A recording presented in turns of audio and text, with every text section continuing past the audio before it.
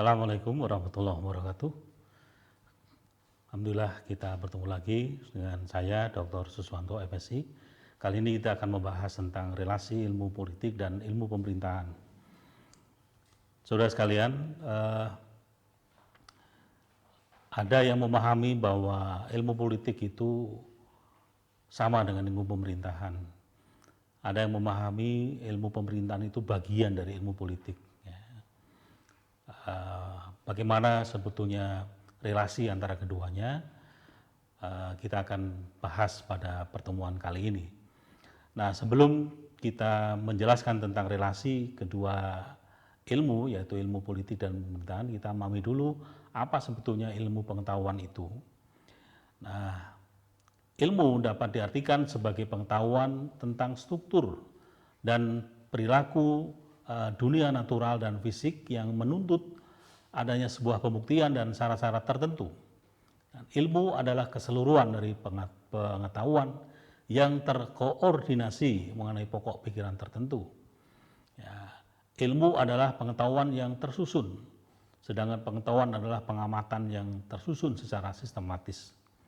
Ya, dengan kata lain, hasil pengetahuan, ya, itu kita memahami sesuatu.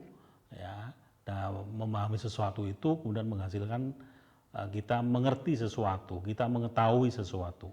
Kumpulan dari pengetahuan itu yang tersusun secara sistematis dapat dibuktikan kebenarannya dan berlaku universal. Nah, itu yang disebut dengan ilmu pengetahuan. Nah, secara garis besar, ya, ilmu pengetahuan itu terbagi menjadi dua, yaitu ilmu sosial dan ilmu eksak. Nah, ilmu sosial adalah ilmu yang menjelaskan keberadaan sebuah fenomena yang lazimnya diupayakan melalui proses penelitian, yaitu untuk menjawab pertanyaan, ya, mengapa sesuatu itu terjadi atau mengapa gejala-gejala sosial itu muncul, ya, atau terjadi dalam masyarakat. Ya. Jadi ilmu sosial itu mempelajari fenomena sosial, mempelajari gejala sosial.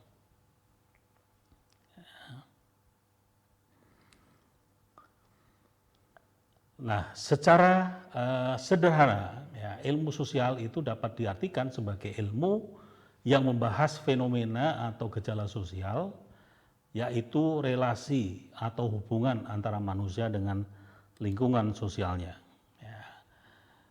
Nah, ilmu politik adalah bagian dari ilmu sosial. Ilmu politik secara khusus itu memahami berbagai kegiatan dalam suatu sistem politik yang menyangkut proses menentukan tujuan-tujuan dari sistem itu dan juga melaksanakan tujuan-tujuan itu. Jadi ilmu pengetahuan terbagi menjadi ilmu sosial, ilmu eksak, kemudian ilmu sosial terbagi atau katakanlah salah satu dari ilmu sosial itu adalah ilmu politik. Kalau ilmu sosial itu mempelajari fenomena sosial, yaitu relasi antara manusia dengan lingkungan sosialnya. Nah, sebagian dari ilmu sosial itu adalah ilmu politik. Nah, secara khusus ilmu politik dipahami sebagai ilmu yang mempelajari tentang institusi-institusi pemerintah, kemudian mempelajari pola perilaku aktor politik, ya, dan mempelajari bagaimana kekuatan politik itu berkembang, dan kemudian bagaimana proses pengambilan keputusan itu berlangsung. Artinya bahwa ada beberapa konsep pokok, ya, dalam ilmu politik. Ya, dari definisi Alfred Abster ini kita bisa memahami bahwa ilmu politik juga mempelajari institusi pemerintah. Ilmu politik juga mempelajari perilaku aktor politik. Ilmu politik juga mempelajari kekuatan politik. Ilmu politik juga mempelajari proses pengambilan keputusan. Nah, sementara itu ilmu pemerintahan, ya, jika pemerintahan itu diartikan sebagai lembaga-lembaga negara dan proses pembuatan kebijakan, pelaksanaan serta evaluasinya, maka ilmu pemerintahan adalah ilmu yang mempelajari lembaga-lembaga negara, proses pembuatan, pelaksanaan dan evaluasi kebijakan lembaga negara. Tetapi jika pemerintahan itu dipahami sebagai relasi kuasa antara negara dengan rakyat, antara yang memerintah dengan yang diperintah, maka ilmu pemerintahan adalah ilmu yang mempelajari relasi kuasa tersebut. Ya.